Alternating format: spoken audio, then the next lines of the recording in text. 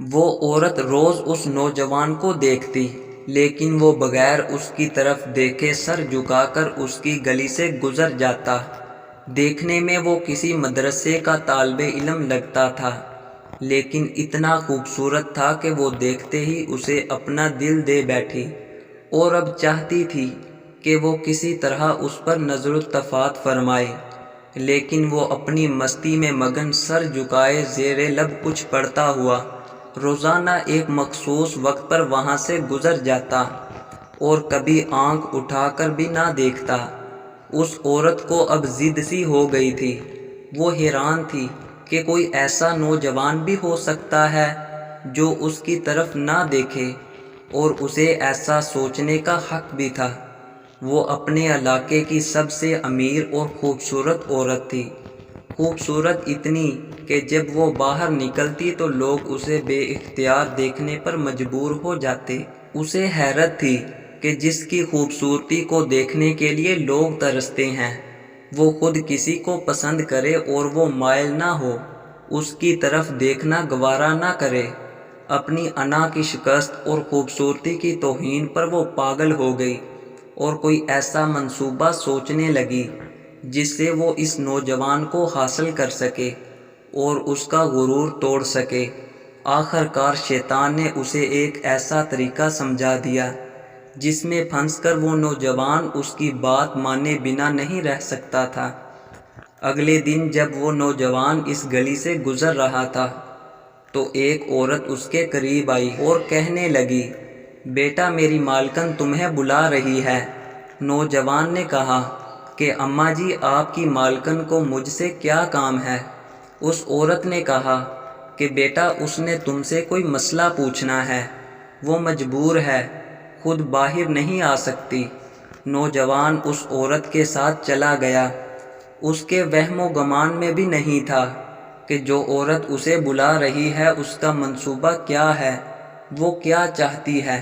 وہ تو اپنی فطرتی سادہ دلی کی وجہ سے اس کی مدد کے لیے چلا گیا۔ اس کے ذہن میں تھا کہ شاید کوئی بوڑھی عورت ہے جو اپنی کسی معذوری کی وجہ سے باہر آنے سے قاصر ہے۔ نوکرانی نے اسے ایک کمرے میں بٹھایا اور انتظار کرنے کا کہہ کر چلی گئی۔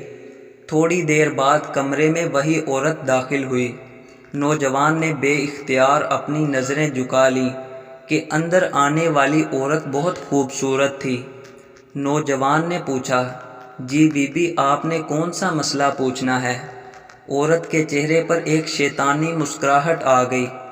اس نے اپنے دل کا حال کھول کر رکھ دیا اور کہا کہ میری سب سے بڑی خواہش یہ ہے کہ میں ایک دفعہ تمہیں حاصل کر لوں۔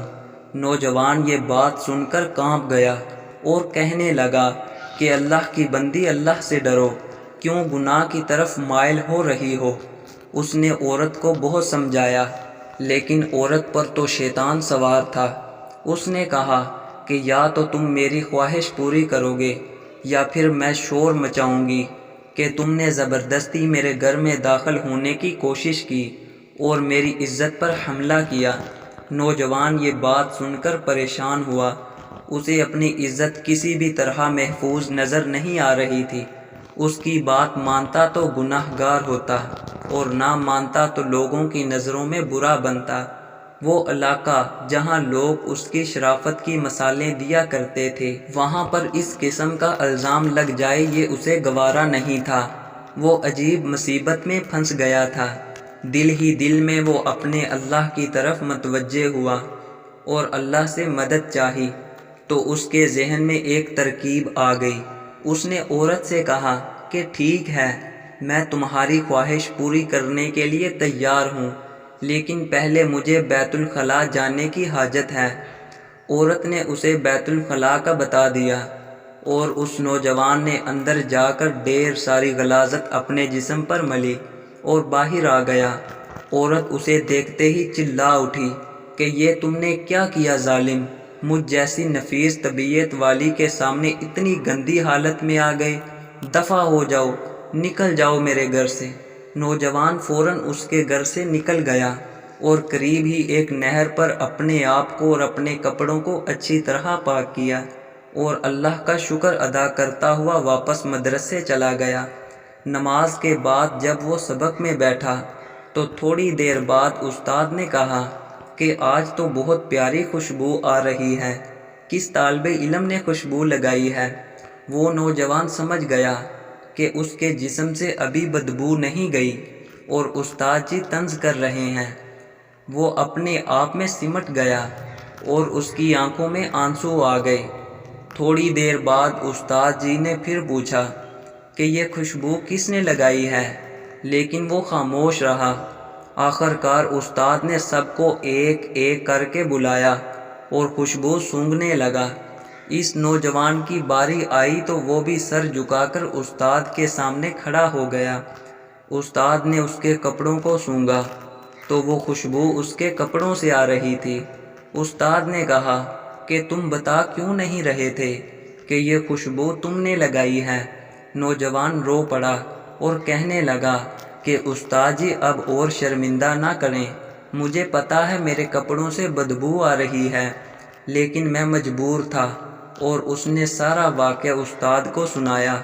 استاد نے کہا کہ میں تمہارا مذاق نہیں اڑا رہا، خدا کی قسم تمہارے کپڑوں سے واقعی ایسی خوشبو آ رہی ہے جو میں نے آج سے پہلے کبھی نہیں سونگھی، اور یقیناً یہ اللہ کی طرف سے ہے کہ تم نے اپنے آپ کو گناہ سے بچانے کے لیے اپنے آپ کو گندگی لگانا پسند کیا، لیکن اللہ نے اسی گندگی کو ایک ایسی خوشبو میں بدل دیا جو کہ اس دنیا کی نہیں لگتی۔